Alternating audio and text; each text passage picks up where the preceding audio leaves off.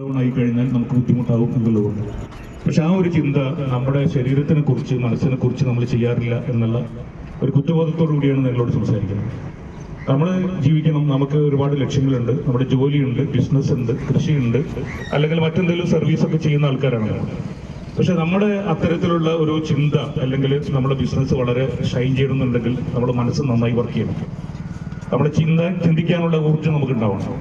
ആ മനസ്സിന്റെ ഊർജ്ജം എപ്പോഴും നമ്മൾ സാധാരണ പറയാറുണ്ട്, ഒരു ആരോഗ്യമുള്ള ശരീരത്തിൽ ഒരു ആരോഗ്യമുള്ള മനസ്സുണ്ടാവുകയുള്ളൂ. അപ്പൊ ഒരു ആരോഗ്യമുള്ള ഒരു മനസ്സുണ്ടാവണം നമുക്ക് ആഗ്രഹമുണ്ട്. പക്ഷെ ആരോഗ്യമുള്ള മനസ്സുണ്ടാവണമെങ്കിൽ ആരോഗ്യമുള്ള ഒരു ശരീരം ഉണ്ടാവണം.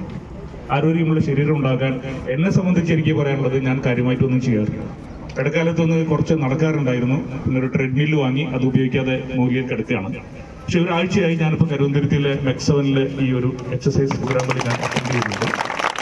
കഴിഞ്ഞ ഞായറാഴ്ചയാണ് തുടങ്ങിയിരിക്കുന്നത്. എനിക്ക് ഒരുപാട് പ്രശ്നങ്ങളുണ്ട്. എൻ്റെ ബാക്ക് പെയിൻ ഉണ്ട്, എൻ്റെ മുട്ട് ഒന്ന് കൊലാപ്സ് ആയിട്ടുള്ളതാണ്.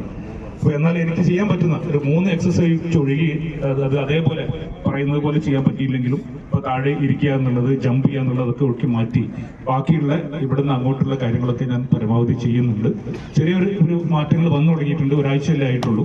എന്തായിരുന്നാലും ഒരു വലിയ മാറ്റം ഞാൻ പ്രതീക്ഷിക്കുന്നുണ്ട്. ഈ ഒരു കൂട്ടായ്മ നേരത്തെ ഇവിടെ സൂചിപ്പിച്ചതുപോലെ ഒരുപാട് വിവാദങ്ങളൊക്കെ ഉണ്ടാവുമെങ്കിലും അതിൽ വളരെ സുതാര്യമായിട്ടാണ്, ഈ പബ്ലിക് സ്പേസിലാണ് ഇത് നടക്കുന്നത്. അതുകൊണ്ട് തന്നെ അതിൽ പ്രത്യേകമായ വേറെ ഒരു ലക്ഷ്യങ്ങളും ഈ പങ്കെടുക്കുന്ന ആളുകളെ സംബന്ധിച്ചില്ല. പക്ഷെ ഇതിനെ എതിർക്കുന്ന ആളുകൾക്ക് ഒരുപാട് ലക്ഷ്യങ്ങളുണ്ടാവാം. നേരത്തെ ഇവിടെ സൂചിപ്പിച്ചതുപോലെ നമ്മളതിനെ കുറിച്ചൊന്നും ചിന്തിക്കേണ്ട. നമുക്ക് നമ്മുടെ ശരീരവും നമ്മുടെ മനസ്സുമാണ്.